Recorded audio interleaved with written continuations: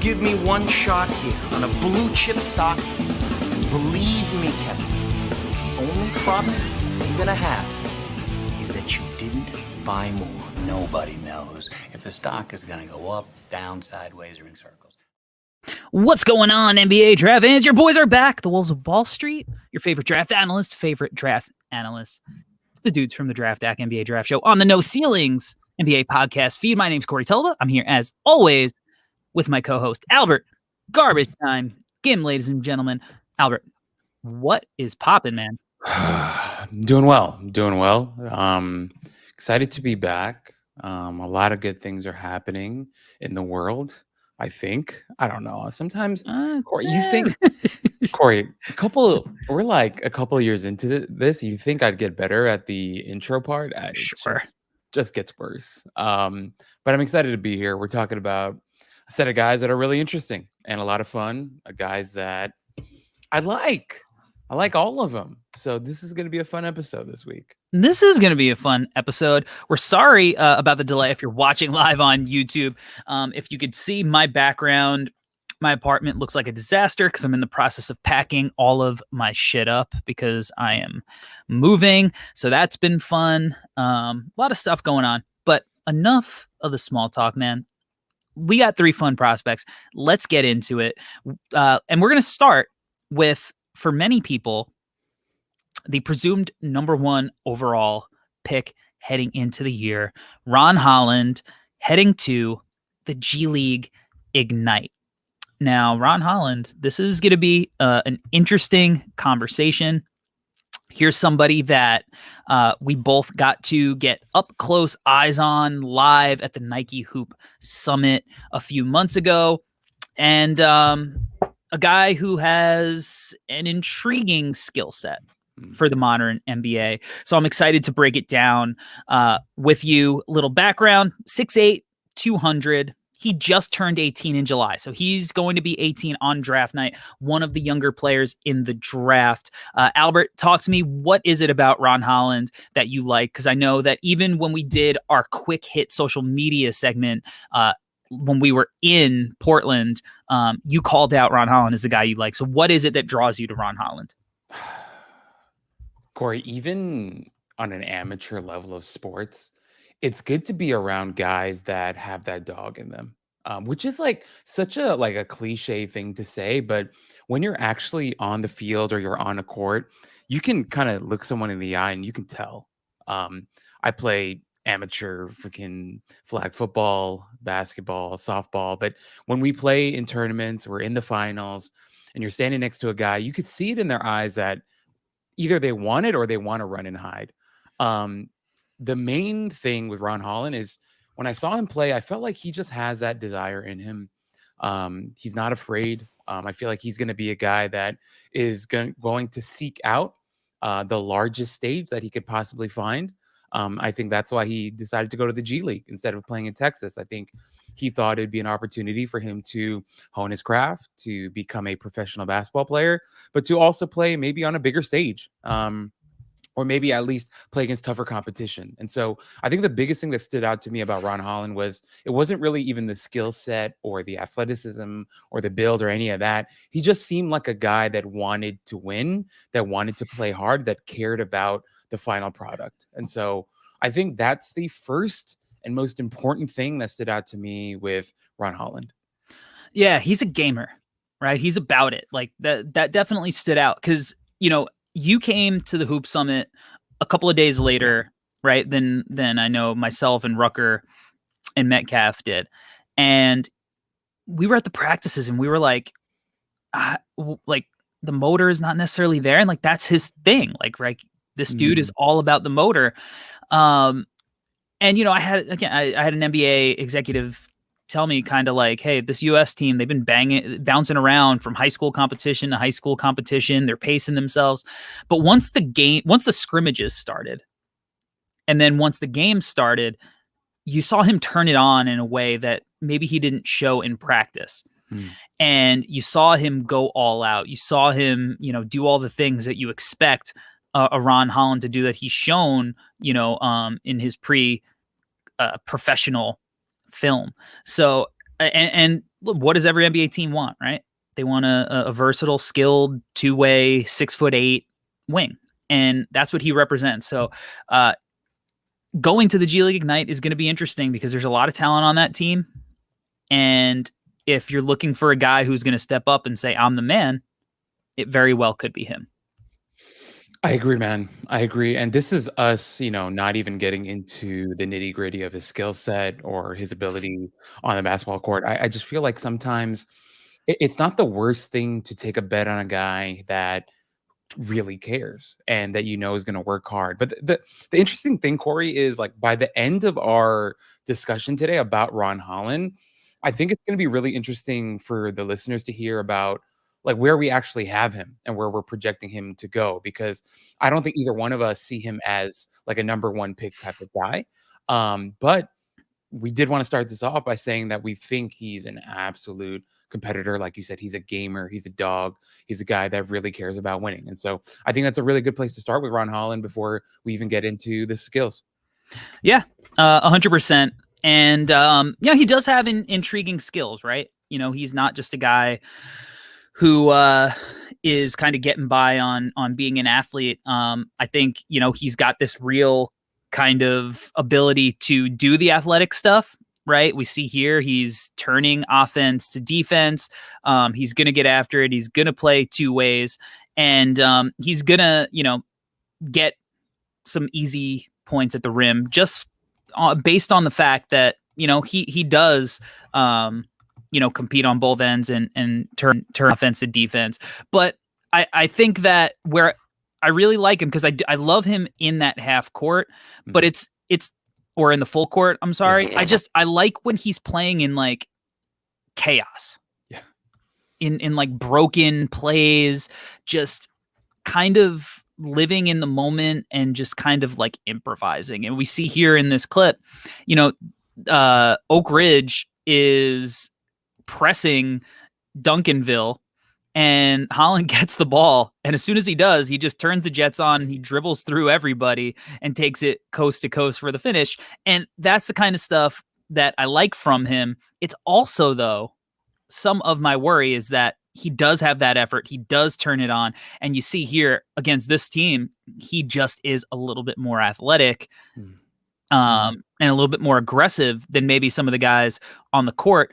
And now he's going to be making that transition to the NBA. But at the lower levels, it's worked. Yeah. No, I think that's a really strong, great point that you're making there, Corey. I think, but Corey, like the first thing that I wrote in my notes about him is I think he's athletic, but I didn't think he was like the wildest athlete, which is important because against that level of competition, it's going to pop. But I'm just going to be totally honest here. For a guy that's 6'8" with his physique, some of his dunks left me wanting a little bit more. And a lot of dunks. That too. And just like the vertical is just not, I mean, he's not Amen Thompson, not Cam Whitmore, in my opinion. But not to say that he's a bad athlete either. It's just we won't be talking about Ron Holland as a generational athlete ever, or even, in my opinion, maybe not even as like a top tier elite athlete, but he does have athleticism. And I think a lot, like what you said, Corey, there is a little bit of that junkyard dog to him, where in that chaos, in the madness, during a broken play, in transition, that's where he can, take advantage of these opportunities that kind of fall to him because of how hard he plays or because of his activity level and him just being around the hoop. That's a nice little putback there, right? But also, like, that wasn't like a skyscraper putback either, right? Even like Iman Shumpert against the Pacers, like that was one where he was really flying, soaring through the air in the second round of the Eastern Conference playoffs. But no, with Holland, though, I do want to say, I think you're making a really important point, Corey, where he was a good athlete, played really hard, kind of imposed his will at times against lower levels. But in the G League, it will be tested. But to his defense, though, Corey, like him playing in those like Rico Hines runs, like you can see that his body is developing a little bit too. So that'll be something to watch, to see how his body continues to develop, how he continues to add size to his physique, and how he takes on, grown men as he, plays the way that he plays. Yeah, and like you said, he's going to clean up the garbage. He's going to get a lot of easy hustle points just because of his activity. But yeah, the athleticism in my notes, I have good, not great athlete. Decent. Dirty Dancer in the comments says Ron Holland is closer to a DeAndre Hunter type athlete than a nuclear one.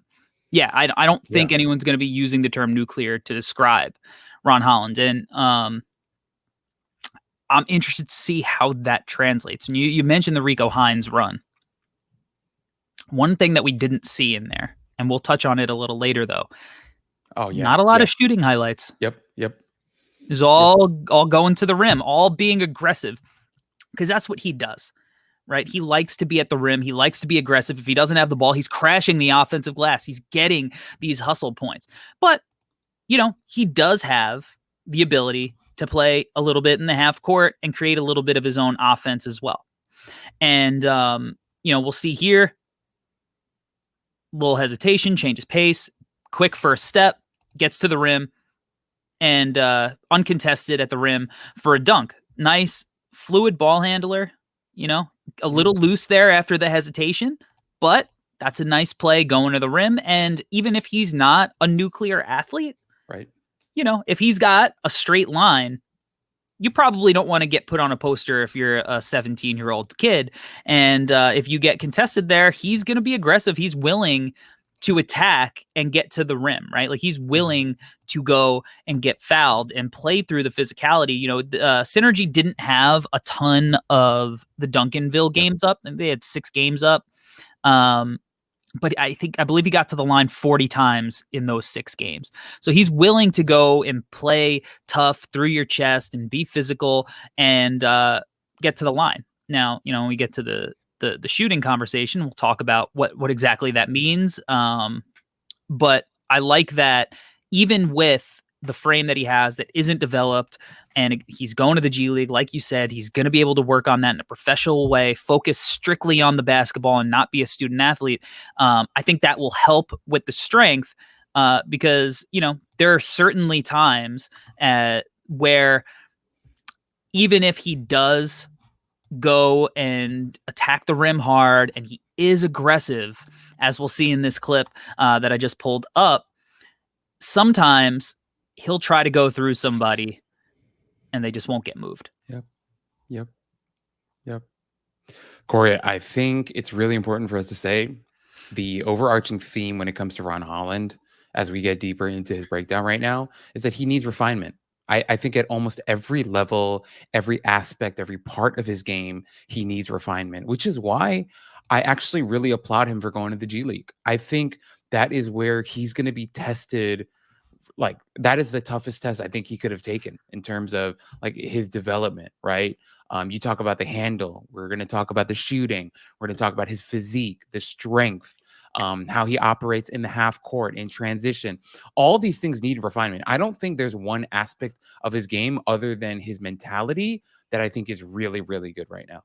I think every aspect of his game needs a lot of work, needs a lot of refinement, fine tuning, whatever word you want to use. He needs help is where he's at. And I think him going to the G League is a great idea because he's going to get good coaching there. He's going to be put in the mixer against really, really tough competition, tougher than anywhere he's played against, I think, until now. I mean, right now at Rico Hines, he's playing against some pretty tough NBA guys, I'm sure, right? Or that level, around that level. Yeah, absolutely. But overall, man, it's refinement. That's what he needs. That's the overarching theme over everything. Every part of Ron Holland as a basketball player needs work right now. Yeah.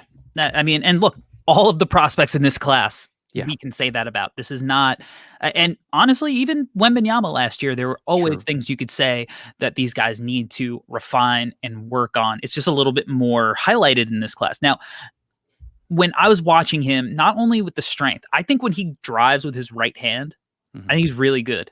Sure. He's really strong. And he's got good touch there. But when he has to go with these offhand finishes, I think it gets a little rough. And for a guy who is downhill, who does have questionable shooting numbers, he was 53.3% at the rim, 50% in the half court, 36.4% on layups, according to Synergy in the EYBL. At Duncanville, a 6-game sample size, so a little bit less, 70.6% at the rim, 80% in the half court, 70% on layups. So much better numbers, lower sample size. So, and that season is post the EYBL season. So there's a progression there. I think he's somewhere in the middle of that. I think he'll be good, but I think that strength and that kind of touch with his offhand is going to be something that he needs to work on, because as you get to higher levels and the scout on you is that you want to get downhill to your strong side, they're going to try to weak you. And then if you can't move them, if you can't deal with that physicality, they're going to play you to your weaknesses. We saw a guy like Jaden Hardy struggle with that a lot to start the year in the G League a couple of years ago. So these are things that I think I really want to see if he's going to be able to make those adjustments throughout the G League season. If he starts out and he's not perfect, it's not a death sentence. It's just what is he doing to make those numbers, trend in the right direction. For sure. And Corey, what you said earlier is really important as well. And the fact that he's one of the youngest guys in this class, and that youth is definitely on his side.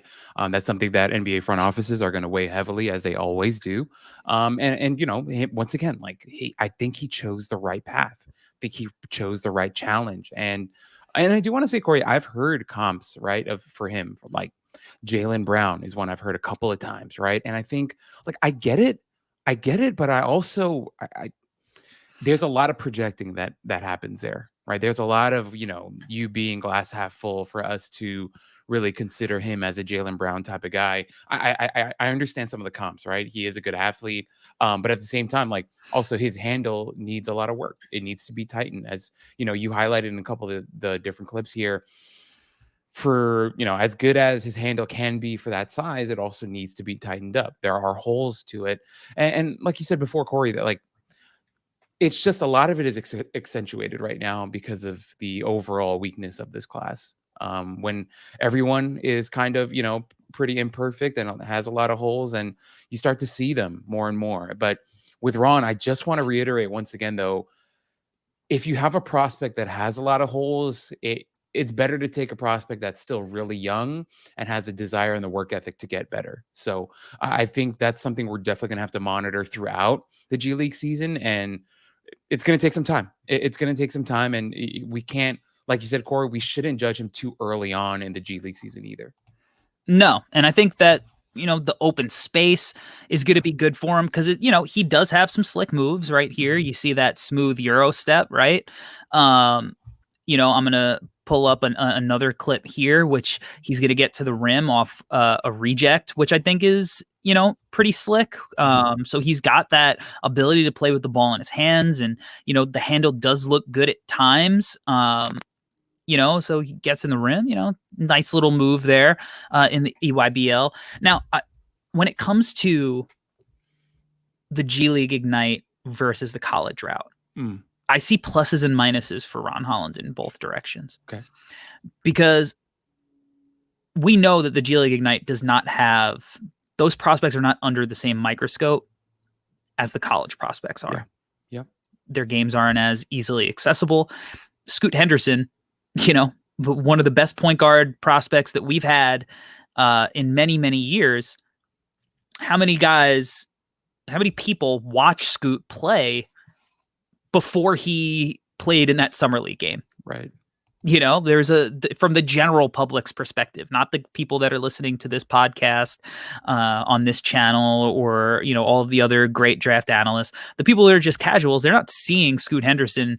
Maybe they watch the Wemby game, but for the most part, you don't know. So Ron Holland's not going to have that same pressure to be awesome right away. But at the same time, we've also seen that sometimes the G League Ignite route, you could start out as the top ranked prospect or one of the top ranked prospects, and you can really fall by the wayside in the conversation if you struggle. So, pros and cons. He can go to college, struggle with some of the stuff that Texas does, and, you could drop like a Dariq Whitehead. So there's no right answer for him. I think, there's pros and cons to each decision, but ultimately I kind of feel like the G League Ignite situation is probably a little bit better for him because he's going to have more room. And even if he, isn't on the tip of everyone's tongue, I still think it's the right path for him. Yeah, and also Corey, I think he's in an interesting position right now where a lot of different outlets and media people have him at number one, which I think actually helps your argument, right? Like because he's starting preseason and early on as the number one guy, even if as you mentioned, it's a little bit harder to get to the G League games just because he's being touted as like a number one guy or a contender for number one.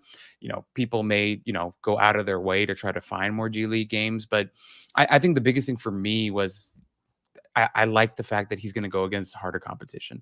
I think the whole idea of iron sharpens iron and him going against adult men that are, going to bully him at times that won't be as affected by his athleticism and intensity. I think that's good for him because he's going to learn, okay, I can't just run through people. I can't just run past people. I can't just outwork people all the time, right? These are bigger guys, more athletic guys, more seasoned and more veteran guys that I'm going to have to develop different aspects of my game to be effective here, to survive here in the one season that I'm here. So, Corey, I think you make a great point, but I'm with you. I do think this was the better route just because of the testing of it all.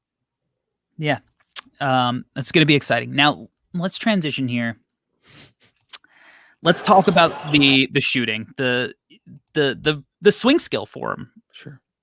This is he's got to prove that he's going to be able to knock down jump shots. Now, he shot 29.7% at EYBL, 56.4% from the free throw line. This is a 13-game sample. At Duncanville, he was 25% from the three-point line, 80% from the free throw line on those 40 attempts in the 6-game sample. I believe he was in the 64-65% range in the FIBA from the free throw line. I think he was, pretty poor in FIBA as well, but a lot of guys struggle in the FIBA competition with their shooting numbers. Not great. Seeing it in person, there wasn't a lot of consistency to it. It was not something that I said, oh man, this is a skill you could bank on. Where are you at with his shooting and what does that mean for him as a prospect? There were times in person where I was like, oh, that's not bad. And then there were times in person where I was like, well, that's not great either. I think his base is just super narrow, dude. Sometimes it's like his feet are just straight up together when he's catching the ball, and it's just not great. A little bit of a disconnect, in my opinion. Just like when you watch him shoot, sometimes he just looks like a pole almost. Like it's really, really narrow stuff. Obviously, not going to help in terms of him shooting from distance. Yeah, man, I understand, Corey, which is why, like, later on, if we talk about what range we have him in, that the shooting is the big reason why I don't have him as my number one prospect right now. Just because, once again, like when I saw it in person, there were times like he hit a couple in a row, and I was like, okay, this is good. But then also he would throw up some absolute monstrosities sometimes, and you just go, okay, well, then the hell was I looking at before, or what were you doing before, type of thing. But yeah, it just overall the biggest concern for me, obviously I'm not the shot doctor on our pod, but a lot of it looked super narrow and I didn't love that. Yeah, I mean, he needs reps. Drew Davis in the comments says needs to stop growing in a good coach, maybe 3 months. I think it's going to take him longer than 3 months to become like an adequate shooter. He's also going to be adjusting to a deeper line, in gameplay, longer guys closing out to him. So I do think that's going to be a struggle for him. I don't think up top it's bad. Like the release, I think is okay. Yeah. Good follow through, high release, it's pretty smooth. Like you said, the base is very upright, very narrow. His whole body is very narrow. He's very pencil-like in general. But even on here, this make that we're showing, you could see his shot prep and him just stepping into the shot, even on a make, like he's kind of just in a standstill. And I don't love that. Now you mentioned like sometimes you watch him and you're like, oh, right. Yeah. And this is kind of where the Jaylen Brown stuff comes from, right? Right. Like, right. That looks good. That's pretty tough. That's pretty tough. Comes down the court confidently, steps into like a behind the back, off the bounce 3, Kwame Evans just leaves him in the dust. Splash. Kwame Evans, long defender, agile, and quick stop. Now, again, the footwork's not great, right? But pretty nice. Pretty nice. And look, even on, I'm gonna pull up another off the bounce shot where he's gonna miss. The setup is nice. The space creation's nice. It's gonna come down to at what level does he get to with consistency as a shot maker. That's pretty smooth, right? And it very well could have gone in. Yeah. There's nothing that makes you go, he can't get that shot off. He can't hit that shot. It's just like, he's got to start hitting the shots. Even his base looks better on that shot than most of his shots. Yeah. So there's something there. There's not reason to completely sell on it, but there's also no reason to buy. Yeah. I think, Corey, what we're both saying is that I don't think we believe that his shot is broken. It's just until we see it go in more often, it's hard to believe and it's hard to buy, because there are a lot of people out there that have pretty looking shots, but they don't go in as much as you think they do. That's a real reality, right? Like, he's got to be more consistent. And if he's going to play as like a 6'8" wing guy, then what are we talking about? Like, if he doesn't have the jumper in his repertoire, and it's not something that he can consistently go to. Now, what he does have is confidence. That's something that we've seen all the time with him, which, Corey, you and I are big believers in, right? We like guys that even if their jumpers are not perfect, if they've got the confidence, we're going to get behind a guy like that, right? Let it fly.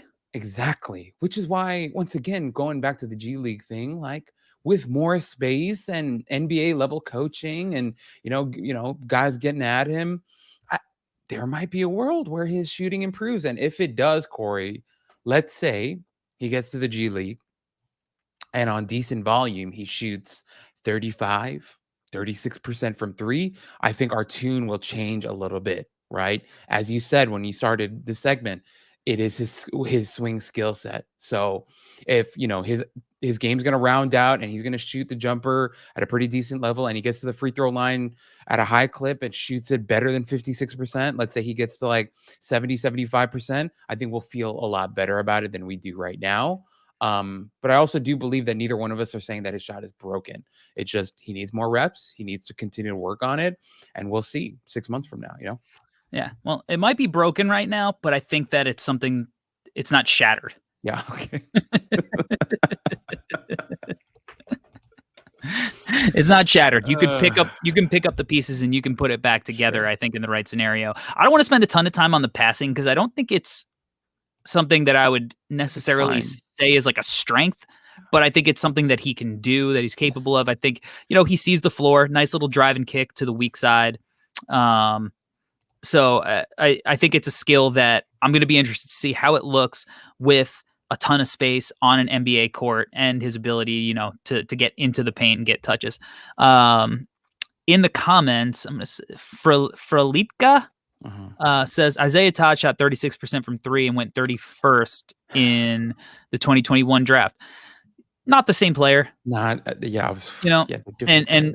where we're going to go with this next is that Ron Holland, he has real two-way ability, right? And Isaiah Todd, I don't think had that same kind of defensive versatility that Ron Holland does, where I think Ron Holland's going to be able to guard multiple positions. You said he has to get stronger, so I think those strong fours are going to give him trouble, but he has the lateral quickness to really give guys trouble, stay in front of quick guards and, use his length in those mismatch scenarios to make an impact on both ends. Whereas Isaiah Todd, there were a lot of questions about that. And really Isaiah Todd needed to also be able to go and play the 5, right? And be a center, and protect the rim at his size. And it's just not a skill that he showed that he could do, where I think Ron Holland has the ability to really make an impact defensively too. Yeah, I think ultimately the archetype of players is different. So for Litka, I understand the point that you're trying to make, but I don't know if that's necessarily an effective point here, just because once again, like the archetype's way different. And also for the record, I really liked Isaiah Todd, and I'm still Yeah, rooting we for him, both man. did. We both did. Yeah, we exactly, Corey. We both did. We're still both rooting for him, man. Like just because he spent a couple of years in the G League doesn't mean his career is over, right? He could still end up somewhere, be a small ball five, maybe shooting four, whatever. But regardless, okay, back to Ron Holland. I like Ron Holland on the defensive side of the ball, though, Corey. I think one thing that stood out to me was I think I saw him practice once and then scrimmage once and then playing the game once. Thought he was a good talker, man. Like it's good to have guys that communicate well on the floor, that could see what the offense is doing and call out assignments and just be a good communicator on the floor. I think he does that. Think he obviously, as you mentioned, as you highlighted already, good lateral movement for a guy his size, good length to him as well. I also feel like Corey, and this might just be a me thing, and I might just be like half glass full on every guy. But I think his frame is going to fill out. Like I think eventually, I know he's really thin right now, and he's very, as we both talked about, kind of looks like a pole right now. But I think it could happen. I think he could continue to develop, and his physique will get better. But overall, I like the demeanor on the defensive side of the ball, the lateral movement, the length, active hands, and the communication was the biggest one that stood out to me. Yeah, it's going to be really interesting to see how he continues to develop and if he can, really iron out some of those improvement areas and live up to that billing of, potential top 5 pick. Before we move on, you mentioned it, you wanted to talk about, ranges for a guy like him. What range, do you have him in right now? I think right now I have him like back. I have him in the teens, where I have him right now, and I feel like that's where he should be, in my opinion. I think it's kind of unfair to him to be like, "Hey, he's the number one guy right now." I don't feel that way, but yeah, I feel like anywhere from teens to like back half of the top 10. Wouldn't be in my top 5 right now. Oh no, sorry, is not in my top 5 right now. Yeah, he I think I have him at 10 or 11 right now. Okay. Is where I have him.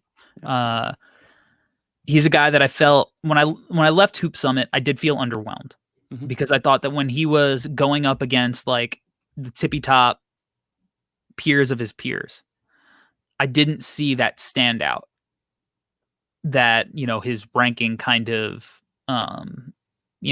says that he should have stood out in that setting.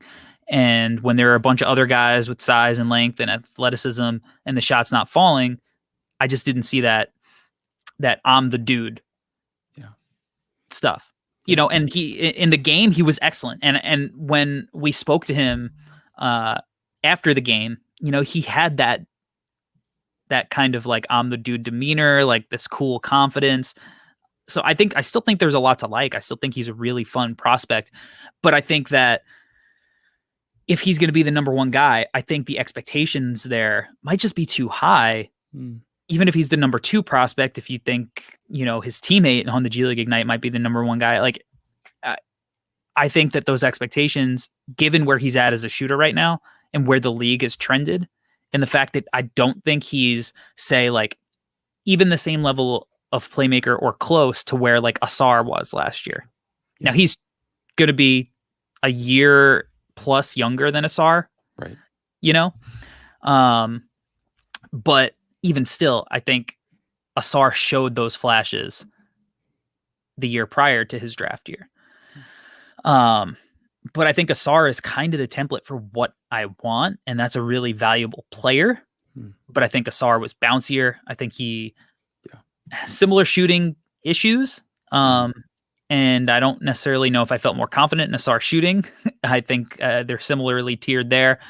I liked his frame better. And I liked his passing instincts better. And I think even the defensive chops. So that's kind of the model and the player I want to see. I think it's valuable, but depending on where you're getting him, is going to kind of be just how valuable do you value that? Yeah, no, I agree, man. I definitely agree. We'll see. I feel like him being in that like early teens range is much better, much more accurate to even where he is currently in his development. And I mean, look, Corey, we both really hope he has an awesome season for the G League and he proves both of us wrong. And who knows, right? Maybe a couple months from now, we might be like, hey, he's top 5 because of what he does in the G League. It could happen. So. Yeah, it's definitely in the cards for sure. All right, let's transition to a guy that I think is getting very underrated, but maybe for good reason. In Link Academy's Cameron Carr.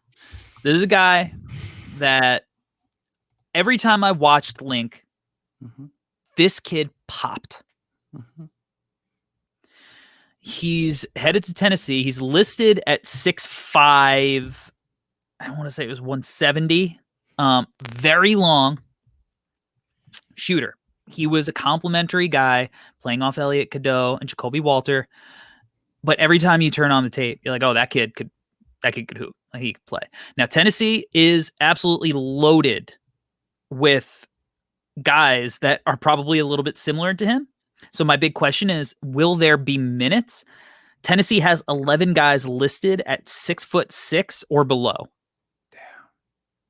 Right? And he's listed at 6'5" on the website, 6'4" other places, but very long. He's skinny. Is he physically developed enough? But as a basketball player, I think that he's exactly who you want to put around any of your number 1, 2, 3 options, because he's the perfect off-ball complement to an offense. It's Corey. We've talked about Cameron Carr off camera so many times. We love him. I love him, dude. The first thing I wrote in my notes in all caps, shooter with like 5 R's.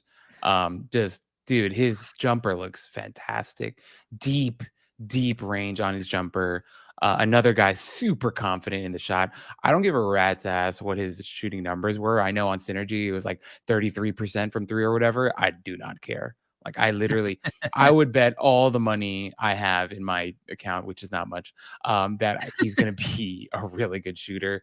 Like you said, playing off of Cadeau and Walter, it was just a great opportunity for him to just be. And I know, like I saw it on YouTube, someone comped him to Reggie Miller, and you look at his body and you go, yeah. Like his body really does look like Reggie Miller, and he's got the wristband thing on and everything. So it's hard to not see it, but you have to start with the shooting with him. Undoubtedly, you have to start at the shooting, and that's where we're gonna start. The kid's got range.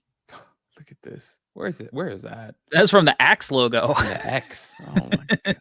Yeah, the kid's got range, and it's beautiful. Like you said, the numbers don't reflect 33.3%, but it was on 159 attempts. Yeah. You know, like it was on super high volume. Now, he shot 25% in the EYBL on a good number of attempts. So the percentages haven't been there throughout the whole year. However, 87.2% from the free throw line at Link, 94.4% from the free throw line in the EYBL. But the fact of the matter is, if you watch this shot, you go, okay, that kid could shoot the cover off the ball.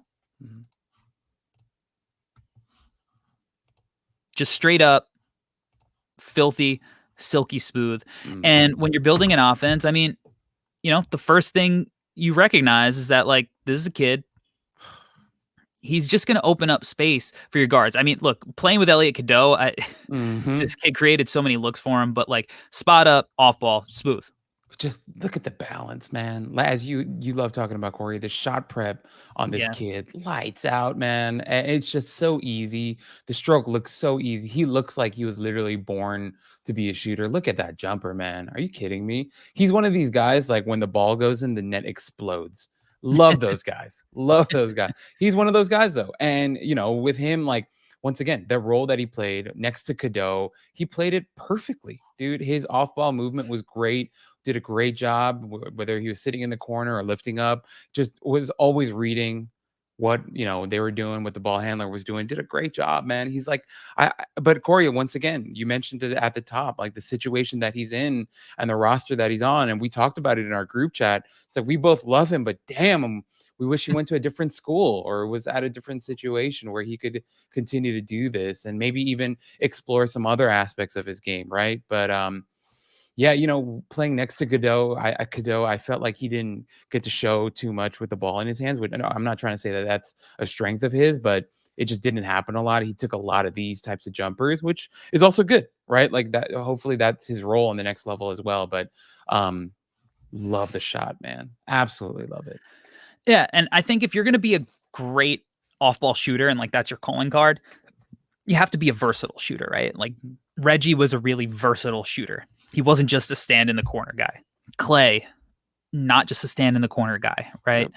All of these guys, and I don't want to put that kind of pressure on him because obviously like the 3-point shooting hasn't reflected that yet. And like I'm trying to think like Justin Jackson was a guy who I thought, right, who had like similar kind of body type and also was like a really pretty jumper. Yeah. So like there are scenarios in which you're like, all right, this kid should be able to shoot at a higher clip. Why isn't he? So right now it doesn't reflect it, but I'm buying the shot because it's so pretty. The free throw percentage is outrageous. And the versatility in which he can, shoot in a number of ways coming off the DHO here. So I love how versatile he is. And I love that, like, when you think of modern NBA, right? Like, not only are you thinking of like these bigs who are going to put him in these DHO scenarios where he's able to kind of, do these quick pitches, get the ball and lose his man. But NBA teams love to play fast. They want to, get into early offense. And so many times, like, gets the ball in transition, 7 seconds or less type stuff, and he's just letting it fly to the hoop. He in that final game against Sunrise, he had some big shots, man. And also that transition dunk at the end where he slaps the backboard, loved it. But that's the thing, Corey. Number one, I'm mad at you because you brought up Justin Jackson first, and that was the first name that came to mind when I watched him. I was like, why does he look so much like Justin Jackson? And it's everything with like the shoulder stuff and like he looks so much like him. But the one thing with Carr that I like is he's got like this killer mentality to him. Like you watch the games, he wants the ball, he wants the big shots. He's really hunting opportunities for him to get shots up. As you mentioned, Corey, I put up 150 something threes last season, which is a lot. Which I like. I love that, man. Just throw them up there, shoot your shot, continue to be aggressive. But also, it's been reported that his wingspan is 7'1". Yeah, it looks like it. Yeah. So if he's 6'5" with a 7'1" wingspan, that's fun stuff, man. And decent athlete, right? Good bloodlines. His dad played in the league. It's going to be talked about everywhere that his dad lost to Kobe in the dunk contest in the final. But a guy who played like 6-7 seasons in the NBA, and so he's got some good genes there. But yeah, he's one of these short torso, long-legged guys. Can really shoot the cover off the ball. Yeah, we haven't talked about like his at-rim stuff, but yeah, I'd like to see him put on some weight soon. Yeah, that's going to be a big question mark. The food in Tennessee is probably pretty good. Yeah, probably pretty good for him. I like this off the bounce here. You said it. He's not going to do a ton off the bounce. It's never been who he is, and I don't think it's who he needs to be. Right. But he needs to do just enough that he could be efficient with what he does, and that's what he does. When he's shooting off the bounce, it's off 1 or 2 dribbles. Like, he's not creative. He's not gonna, go ISO and dance with the rock. He's gonna do, get into early offense, low clock there, and then he's not only able to do it from 3, but he also has, and he doesn't rely on it a lot. But I kind of like that, he does have a little bit of like a mid-range pull-up 2 off these scenarios, right to the elbow, off balance, splash. And those little shots are going to be important. And then this is the thing that's going to be really important for him too. What happens? He's going to get run off the line. So how does he operate when that happens? Defender runs out, floater. Basically his percentages were great everywhere except for the 3-point line. So, and we buy the shot because it's so pretty and he, you know, the volume and the difficulty and how he shot them. But the mid-range stuff and the floater, that area, he didn't operate there a ton. Could have been by scheme. He's definitely like a rim and threes guy, but I do like that it seems like he does have it in his game if he needs to go to it. Corey, along with everything that you just said, he's also really good at moving off the ball. Yeah, Yes. he's a really good cutter. Like even with like baseline out of bounds plays, like there were a couple that they threw lobs to him, and it was really really pretty stuff. He also is a good athlete. Like he's not not a superstar athlete, but he can jump, man. He can get up, and also it helps that he has 7'1" wingspan when they throw lobs to him and stuff. So I'm with yes, that's the one. That's the one right there. Really nice play. But a guy that Corey, like we're number one, we're not projecting him to be like in the top 5 as a prospect, but as a guy that has a clear and defined role on the next level. I think he's going to be expected to be a guy who can space the floor, a guy that is going to offer, some of that, I don't want to say secondary stuff, but just like a floor spacer, right? A floor spacer who we haven't talked about his defense yet, but the role is clear with him. Yeah, I love his off-ball movement, and here, I mean, I'm actually going to steal this play because this play rocks. Using him as like, all right, he could if his defender's not attached, like he can go to the corner for 3. If he is, he just comes back and uses that athleticism to catch a little lob, and you have to chase after him because he's a threat to shoot. I love all that. It's honestly, he's a guy where it's kind of hard to find a weakness in his game because of the way that he plays. The weakness in his game is the physicality, that he's physically weak.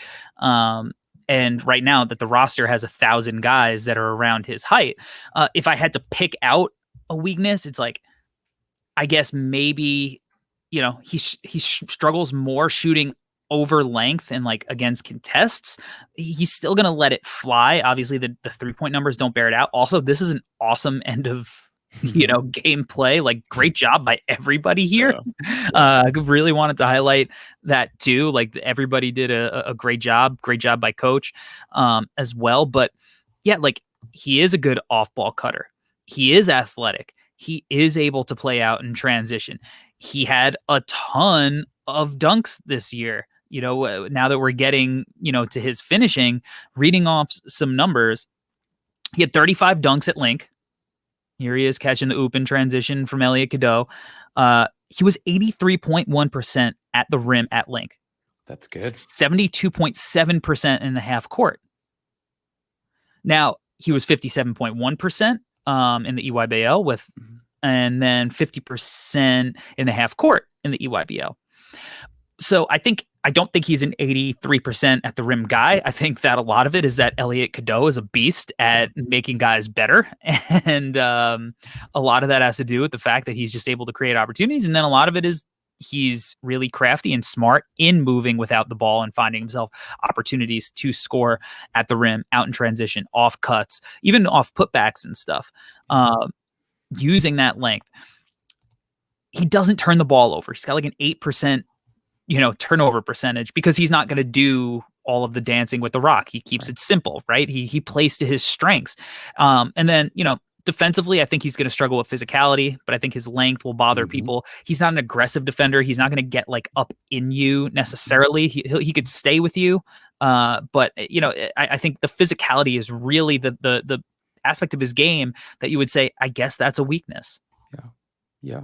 Corey, I think, especially on the defensive side of the ball, what you mentioned is really important. He gets moved, man. He does. And if you're that size and that weight, it's something he has to work on. He absolutely, like, I know, like, there's some guys like, look at KD, whatever. No, man, like, you look at a Cameron Carr, like, he needs to add weight.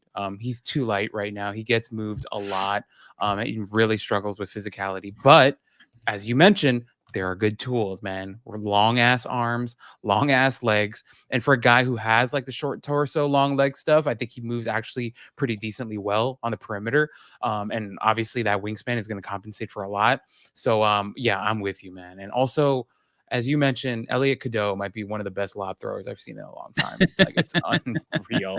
How we talked about it when we did his pod, but he's so damn good at throwing lobs. So that definitely helped. But yeah, like with Carr, dude, he's another guy that like you love the mentality, you love the aggressiveness that he plays with, and he can shoot the cover off the ball. So I think both of us are going to buy him as a 3-and-D prospect that just really needs to work on his body and continue to show that his shot is not just pretty, but it goes in a lot. And he might not be a this year guy even. Oh yeah. You know, like he might not be. I know he was injured for I believe they went to Italy, and he was injured on that tour. So we didn't get to even, see if he played. We didn't get to see him in action there.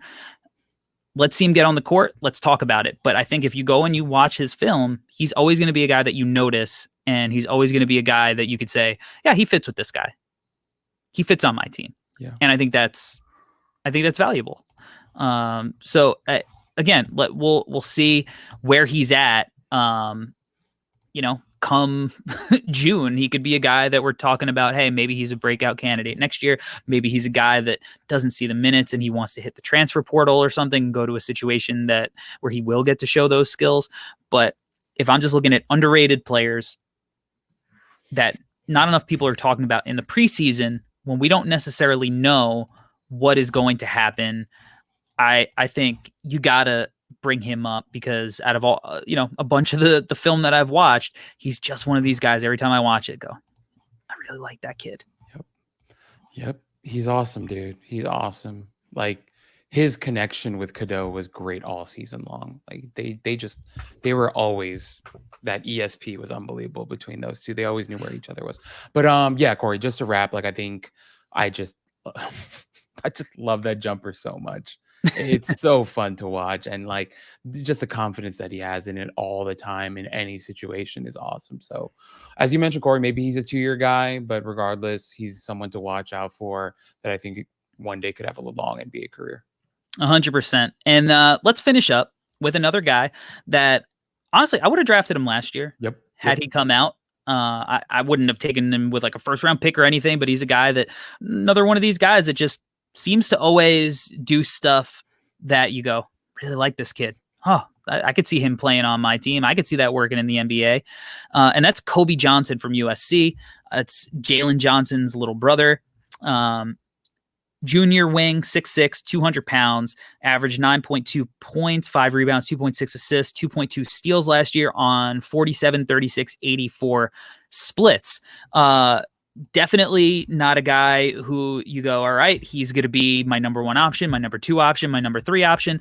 But I think when we see these kind of wingy guys who are versatile on both ends of the floor, have that connectivity as a passer, he seems like a guy that has all of the things that you like. So I'm really excited to see how he plays off of that with guys like Isaiah Collier and Vincent Iwuchukwu. And, hopefully we see Bronny this year. And because I think the team could be a lot of fun, and he's going to be a major reason why.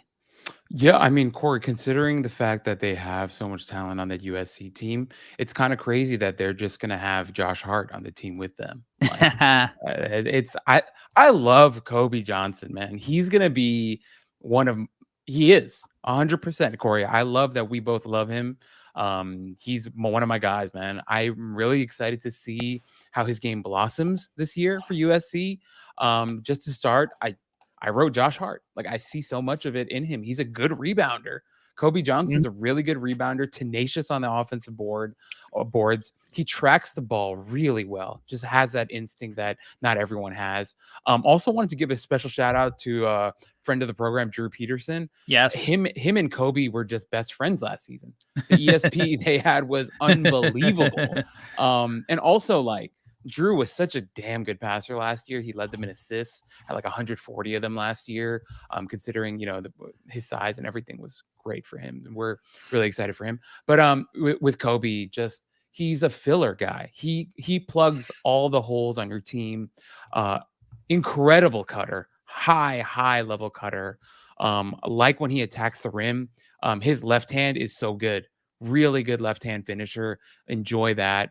The shooting 36% last year on obviously not like crazy high volume. It was like 2 per game, but still I'll take that 36%. And the better number that we love, 85% from the free throw line last year. I'll take that any day of the week. And I think his 3-point shooting will only improve this season playing with Collier and Iwuchukwu, and hopefully, fingers crossed, Bronny as well.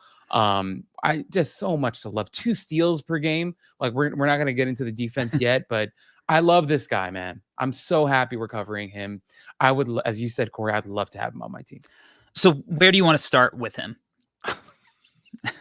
Because we just did a pretty in-depth sell and breakdown. But what do you want to watch in depth on the film? I loved him on the defensive side of the ball. All right, we want to start with, let's start with the defense. All right, so right away, he's a guy you need to be able to play both sides of the ball in this modern NBA, and he's a guy that is going to be able to be a versatile on-ball defender, right? I mean, yeah, nothing crazy, just stays with him. He's really good at shadowing, ball handlers, whether it's a guard, whether it's a forward. Here against Auburn, he's on a guy who's a little bit smaller, a little shiftier, forces him into a tough shot. Some would say that's a tough shot that the guards at Auburn love to take. But here, top 20 pick on Jaime Jaquez. And, he's going to force Jaime into a really tough shot by being physical, getting into his body and shadowing, his movements, like he does all of the things, being active hands, the little swipe there right before Jaime is about to put the shot up. So I love him as an on-ball defender. I think if Lincoln Riley went over to Kobe Johnson and said, hey, come play cornerback for us this season at 6'5", I think he'd do a great job. Do a great job. Like, as you mentioned, Corey, the shadowing is there. He contests shots so well. I love his technique when he closes out on shooters as well. Does a really good job on the ball. Doesn't fall for fakes too much. Really good at staying down, reading hips, all that old school stuff. He does it all, man. I love him on the ball. Like I thought he did it, but also Corey, I thought his off-ball defense was good too, man. There were a lot of times he'd be on the weak side. He's got 2 out there. Does a good job of just, being alert, communicating, and just covering more than he was asked to. And I was like, this is really, really good stuff. But yeah, I just love how he's contesting so many shots and active hands, 2 steals per game. That stuff is great. Yeah, and the active hands thing, I mean, turning defense into offense, being off the ball and understanding the positioning, like he's also going to be that defensive playmaker, and where he's going to be able to get out and transition. Now, like he's not like he's kind of like Ron Holland, where he's not like as athletic as you kind of hoped or wish that he is. But he's a good athlete, right? And he's great at turning defense into offense and getting easy buckets here. Very smart off ball defense, and then he leads the break. He's a good passer, Corey. He's a good passer. He's a good passer, man. I was waiting till we got to offense, but you mentioned it there, and I have to say it. Like, he is, especially in transition, man, the boy can push the ball. He can see it all. Really good touch. His interior passing is awesome too, man. Like he'll cut, catch, and make such quick reads and like beautiful passes to the big or like a secondary cutter. He's a really, really good passer. I wrote in my notes, strong passer. Like you can at times USC would even run the pick and roll through him at times, and he can make some nice passes. But the interior stuff is so you're playing one right here. I love it. So silky, such quick decision making with him. Whether it's him coming downhill or he catches it off of a cut and makes another quick decision off of that. He's a really, really good passer. He is, and he could do it where he's attacking that closeout, knock down 36% of his shots. I think it was his 3-point shot. So you got to kind of respect him here.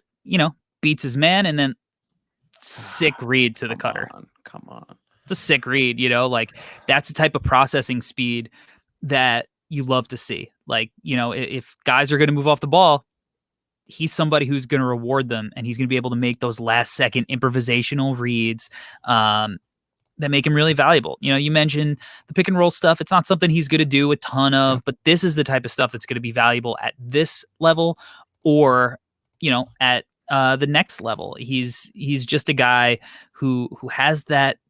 He's going to be the glue, the connective piece, and that's what we want in these guys. I wish he was a little taller, but he's unselfish. He's got that quick processing. Like even when there's nothing super flashy, right? Like this possession against Arizona, we're out in transition. He gets to the corner, quick one more to the shooter, splash. Oh, I wrote that in my notes. He's so good at the one more, man. Like just one of these guys that is thinking about it. We talk about connector guys, right? Like those are the types of passes that you need to have. It's not that we're looking for, super high level passes. It's like, can you make the one more? Do you have that instinct to make that one extra pass for that perfect look? Then he has that, dude. And that's why, Corey, what you said before, that's why I put Josh Hart for him, because he is a little undersized. Josh Hart, 6'4", 6'5", listed at 6'5", but probably closer to 6'4" in my opinion. But Kobe Johnson's going to be the same way, and I think he's going to continue to develop as a shooter. He's already a better shooter, I think, than Josh Hart at times. So there's a lot to love there. There's a lot to love, but the passing for me was one of the big marquee skills for him. For me, like you think about a guy, as you mentioned, Corey, third, fourth option type of guy. If he can move the ball, if he can move his body off ball, if he can space the floor and shoot, and then be what he is on defense, how could you not draft a guy like that and put him on your team? So I'm right there with you. That's a nice weak side read too. Sees the defender there slacking a little bit, gets it out to Peterson for the easy three, and it's just fantastic stuff. Good looking jumper. God. Yeah, I don't think he's going to be a dribble jumper guy at any level. Although, hey, we're no ceilings. We don't put ceilings on these guys. However, I think immediately, if he could show this year, it's going to be important that he's as consistent as a shooter this year as he was last year, right? Yeah. The longer you stay in college, you're going to have to not only make improvements, but he shot 25% on lower volume as a freshman. 36% this year, still not on like super high volume because he's not like a super high usage, high volume guy in general. But he's going to need to be around that mark. And if he's at 37, 38, even better, right? But functionally, in these scenarios, I trust him. If it's just going to be a drive and quick, you slack off, he's going to confidently step right into the jumper. I love his shot off the catch, man. I thought his jumper off the catch was really tight and organized and looked repeatable and good. And Corey, 85% from the free throw line. I love that. I hope, as you mentioned, I hope he continues to shoot it at that level. Now, I will say I am interested to see what his usage looks like this year without Drew Peterson on that team. Obviously, Collier is going to see a lot of that ball, but just Peterson was such a good passer and a guy that really did a great job of keeping everyone involved and getting Kobe Johnson open looks. I know they still have Boogie Ellis, right? It's like year 12 of Boogie Ellis in college basketball, which will be interesting to see. But I hope he gets more volume shooting from outside because I like the jumper. And it's safe to say clearly from this pod that I like him better than I liked his brother coming out of college, which, I was probably the biggest Jalen Johnson hater there was out there, which, I don't wish anything bad about it. But hey, he played well to end the season for the Hawks and, showed a little bit in the playoffs. So good for him. But I just feel like with Kobe as third, fourth guard on your team, would love a guy like that, man. And if he continues to develop and works on, shooting off the dribble and maybe a little bit more with the ball handling stuff, who knows, man? He could even be like a starting two one day, like not as like a number one option starting two, but as a guy like around two other superstars like Josh Hart, that could, give you good minutes on the defensive side of the ball and space the floor and, move his body and connect and pass the ball and rebound and stuff. Like he's got so many good tools to him, Corey, where I would love this guy on my team. I love Kobe Johnson. Who's the second superstar next to Jalen Brunson that Josh Hart is playing between? Two-time All-NBA guy, Julius Randle. Oh God. I like that two-time All All NBA. NBA guy, Julius Randle. Oh God. Which, you know what? To Julius's credit, it's hard to make an all NBA team, man. Oh, he's a very good player. Yeah. Very good player. Very, very good player. In a tough market, man. It's not easy. I love how he moves off the ball. Going back to Kobe. Yes. Yes. I love it. He's just super high IQ, man. Yeah. Different from his brother. Different. I thought his brother was really lost at times during his freshman year at Duke, but with Kobe, man, like I love how he moves, the timing on his cuts, the availability, his willingness to cut. Love it, man. Love me some Kobe Johnson. And then once again, Corey, as I mentioned before, once he's making these cuts, also like when the defense collapses on him, he's so good at passing out of that stuff. I remember there was one play, it might have been against Arizona State, where he made this beautiful cut. The defense, they had like 2-3 guys on him, just this inch perfect bounce pass to the big for an easy dunk. And I'm like, that's just beautiful stuff right there. So I'm with you, man. I'm with you. Yeah. And at the rim, he was 60%, and then he was 63.8% in the half court at the rim. So like those are really good numbers, right? Those are really good numbers. I love this little floater. Because I think it's like really high IQ this possession. Like he's going to move into the open space, and then he's going to do that little jab step and then retreat dribble into the floater to create the space to get that off. And then you see like the soft touch and the high arcing teardrop. Really, really pretty. But yeah, he's just a guy like no matter what the scenario is, he's always going to do his best to like move without the ball and find open space. Like even here in transition, he's going to lead the break, little give and go to Drew Peterson, where a lot of guys give that ball up and they don't immediately get to the rim. But he knows another high level, high IQ guy, if he just keeps going, running right to that rim, he's going to give it up to get it back and create an easy bucket for himself. And Corey, I mentioned this before, but he has a really strong left hand. There was some where he was taking like little floaters with his left hand, even at times. Like on this one, of course, he finishes with the right hand. Thanks a lot, buddy. But he's very confident finishing with his left hand as well, which I love. So yeah, look, there is just a lot to like about Kobe Johnson. And look, am I saying that Kobe Johnson is like a lock to be a first round pick? No. But I think that he's definitely draftable. I think that he definitely can play his way into this year's first round, because if he takes the leaps that I think that we think that he's capable of making, and maybe he's, instead of being at 9 points, maybe he's at 13. Right? Maybe he's at 6.5 rebounds. Maybe he's at 3 to 3.5 assists, along with, continued strong shooting splits. Now we're looking at a really valuable guy that you could all of a sudden go, oh yeah, at pick 20, maybe he's a guy that, the Sacramento Kings should be looking at in the backcourt, who knows, like whatever team is in that range, that could help a playoff team on his rookie deal. Maybe not as a rookie, but on his rookie deal, maybe he's able to put, help a playoff team that drafts him, in that kind of range.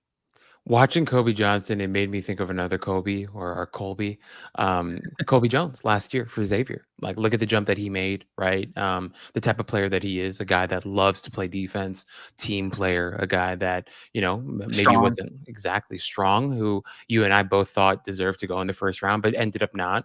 But, we're excited for him as well. And Kobe Johnson could be that type of player as well. Maybe has a big leap this year. That's a good call. All right.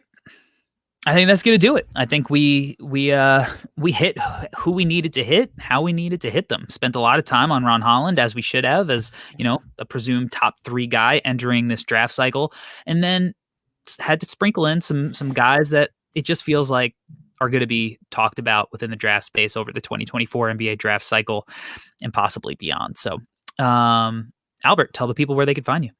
You can find me at Alberto Gim on Twitter. That's Alberto with a TOE.